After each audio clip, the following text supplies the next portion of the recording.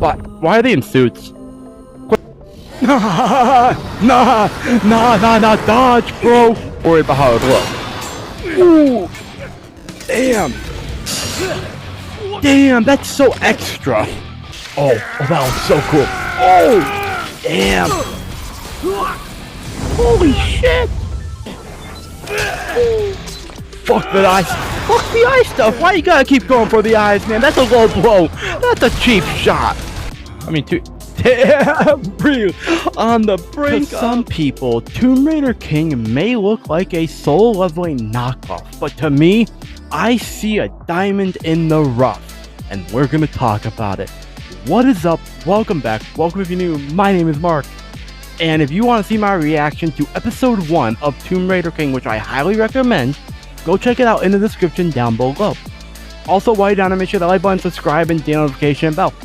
And again, make sure you check out the review first or after the reaction. It's up to you, but as long as you watch both, I'm happy. Now, Tomb Raider King, on the surface, to a lot of people, people have called it the soul leveling knockoff, the soul leveling clone. And the only credit I will give to that argument is the fact that some of the characters do kind of look like the main character kind of does look like Sung Jin-woo, but the story is pretty different, and so far, the way it started different, and we're going to talk about it. So, as always, grab your snacks, grab your drinks, grab your notebooks, and let's talk about the episode. So, with that said, this episode starts out in a, what's called a tomb. We don't know that's called that, technically. I mean, the title kind of gives it away of the show, but, like, we don't know it's a tomb. But it's basically a tomb, like a dungeon, and we see a bunch of dead bodies. Literally a bunch of them, just dead. And we end up seeing the last survivor of that group is our main character, Juyeon Su, or Juya Sun. It's Juyeon. I'm pretty sure that's how you pronounce his name. I hope I'm at least a little bit close. There are some Korean names I've never been great at pronouncing, but Juyeon is the main character.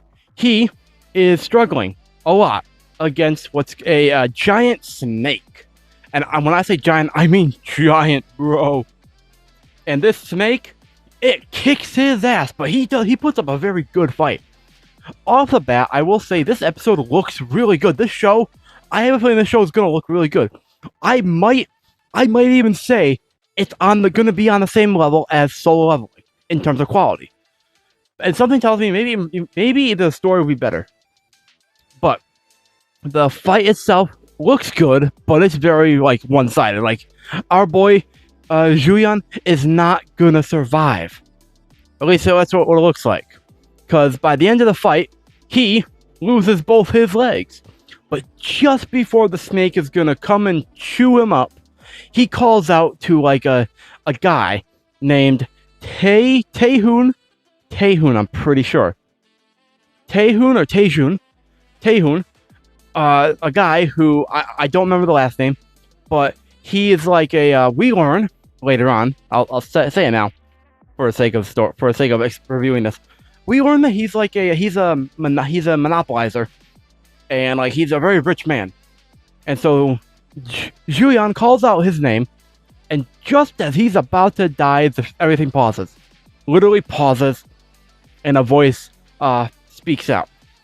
And that's when we first learn from Juyeon that there are these things called relics. And because he questions, and he says that this is not the first talking relic he's seen, he's dealt with. And then he asks, which god's trinket are you? And that is a very interesting question, because that implies that there are multiple gods. And I think it's less of a religious thing and more of a just like straight up magical thing. But also that brings up the question of why are gods meddling in this world in some way, if that's a thing. But the voice doesn't say anything. The voice basically just calls him pathetic and says that he's gonna die a pathetic death and all that. The voice just insults him left and right, bro, and it's kind of funny. And eventually, he's like, nah, I don't want to die like this, man. And so what ends up happening is the next thing he knows, he's looking at his missing legs, like I think like the knee and below, or below the knee, like he's just nothing there. It was a clean bite at least. But one minute he's looking at those, he blinks, and he's like, he has full legs, and he's in a different place. Turns out he's in a police station, and turns out he is brought back 15 years ago. I don't know how it happened, but he's brought back 15 years ago to a police station where he remembered this event. And he's being berated, but also he's like going through some whiplash of like, where the fuck am I? What the fuck happened, sort of thing. While a cop is asking him questions, and it's New Year's, apparently. It's like New Year's Day, January 1st, 2025, and it's like 10 something at night. And so like the cops are annoyed. Meanwhile, our boy, he's having like a crisis of like thinking about everything that's happened so far. And like, I will say he adapts very quickly to the fact that he's in the past, which I do appreciate. I like when we have a competent MC that can like adapt and all that. And so one thing leads to another. I'm not going to cover everything, obviously, because that gets rid of the point of the reaction, kind of. But he is about to get hit by the woman of the son, the mother of the son of the boy, who is a high schooler, and like they're rich people, and they think they can get everything they want. And on top of that, they're also like the guy, the boy, faked getting like hurt for some strange reason. I haven't figured out why yet, if that's even going to be brought up again, but he did. And so our main character is about to get hit, and I can kind of pronounce his name, Julian, but I am probably just going to call him our main character quite a bit, so bear with me on that one. But our main character is about to get hit by her, because she's like, why aren't you paying attention? Why aren't you talking? Sort of thing. But he catches her hand, and we learn, as the kid gets up and he's like, he's had enough, he's going to try to punch him. We learn that despite being sent back to 15 years in the past, all his skills and combat skills are intact, which I thought that'd be obvious, because like he remembers everything. That would include skills, wouldn't it? But who knows? If anything, it's his body that would have to like possibly be trained, but it appears he might be in his prime almost. Not at his prime, because he's like lacking strength, as we learn later on. But he basically, it doesn't go well for anyone. They're all locked up by the police. And that's when at some point he's sitting in the cell, and that's when we get a little history lesson. I think this is when we get a history lesson. If it's not, oh well, I'm going to give the history lesson now. Talk about it. So apparently tombs started to appear all around the world. An earthquake shook the planet, and tombs appeared everywhere. And my question becomes, the first question I had was, how many tombs are there? What happens when a tomb is presumably cleared? And do tombs reappear? Like, do they replenish? Do new tombs appear? That would be cool if they do. Because, like, I like when stories have, like, technically, like, never-ending potential for a plot. And, like, never-ending tombs would be a good plot. A good never-ending plot. But I had hiccups. Apologies. But the when that happens, these things called relics start appearing inside the tombs.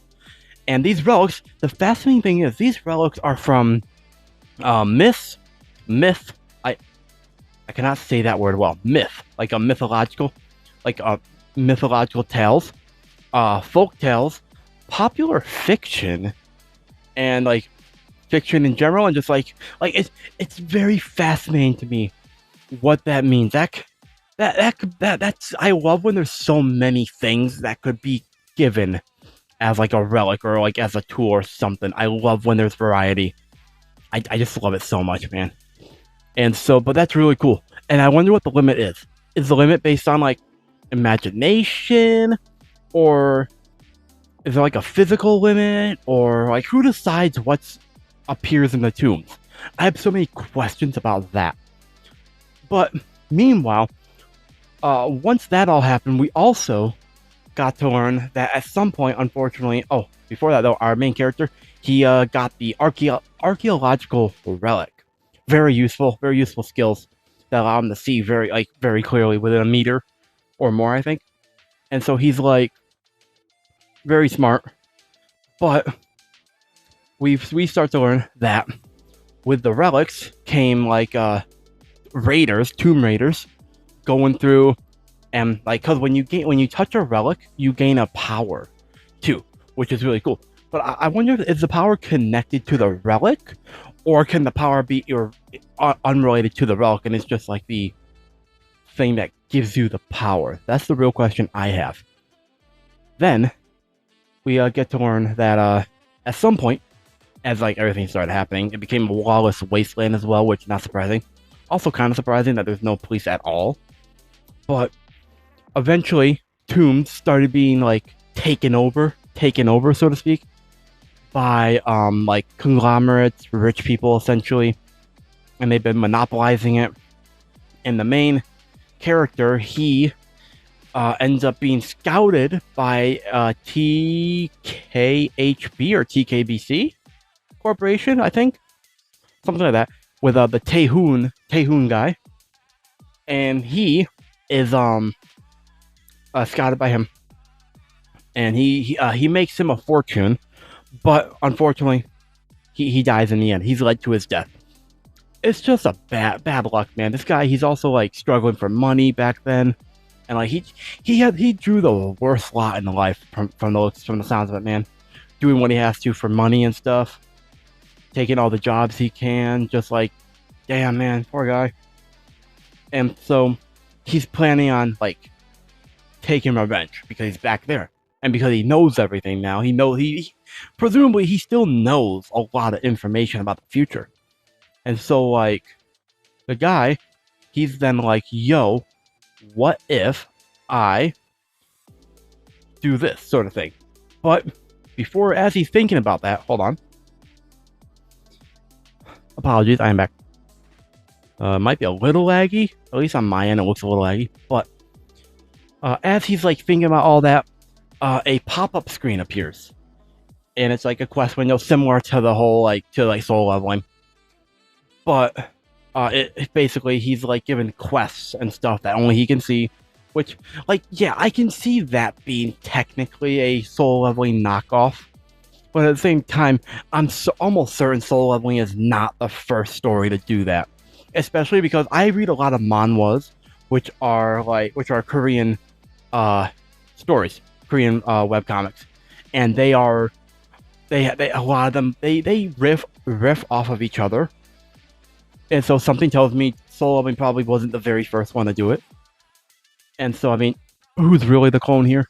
Anyways, it appears, and he gains a skill. He has to gain 4 skills. One of them is a spy, which is F rank, and he can see up to 1 meter away. And that turns out that was one of the skills that was given from the archaeological relic. And apparently either that carried over when he was brought back, or that was given to him again by this mysterious being. I almost said Being X, because I just watched Saga of Tanya the Evil earlier today. But no, not Being X. By this mysterious being. We don't even know if it's a god or not. It could be a devil. That'd be pretty cool. That'd be a change, actually. But eventually he is trying to get out. He wants to get out, ideally, I mean. And a guy is like, yo, main character, I'm here, sort of thing. He waves, and guy's free now. Our main character is free, standing outside with this guy, Detective Gyanso. One of the two, I think. Like, I know his name starts with a G. I'm pretty sure it's him. And he's like very He's a nice guy. He looked after our main character when he needed it most. And that's when our main character says thank you.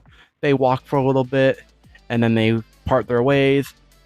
and our main character Julian is trying to has to amass funds and like has to prepare and everything for when it all happens. And because it hadn't happened yet, or at least some stuff hasn't happened yet. And so as he's about to keep going, he turns down an alleyway, and up ahead he sees a bunch of goons that he calls his cash cows. He got free piggy banks, bro. And so you can imagine how it goes. He basically just kicks all their asses, and it lasts a little while. He kicks their asses. It looks really good, as I've been saying. And he is gonna like turn them into piggy banks, which is smart.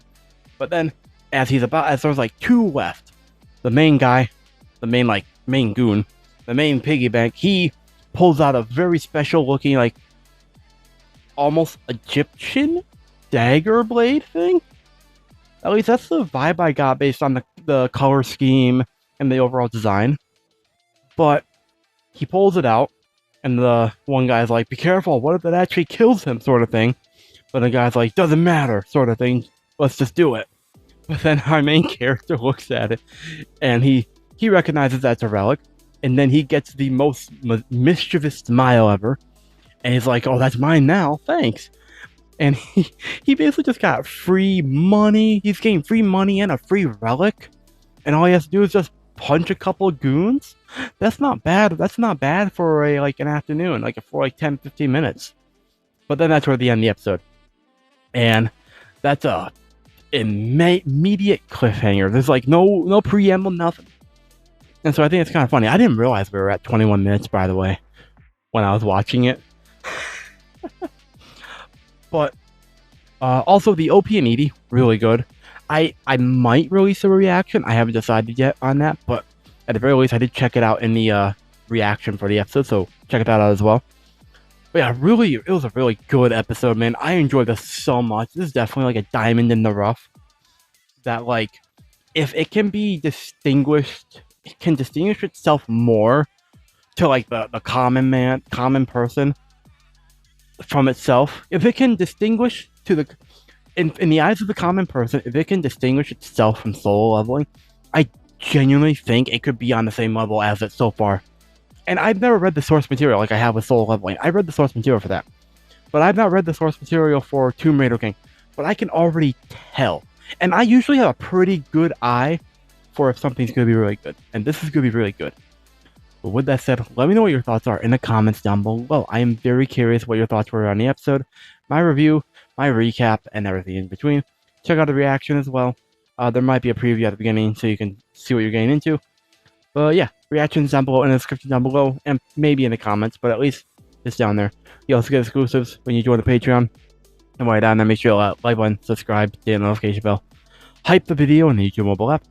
And yeah, with that said, until next time, my name is Mark. Never stop being yourself, stay safe, and I will see all you incredible people in the very next video.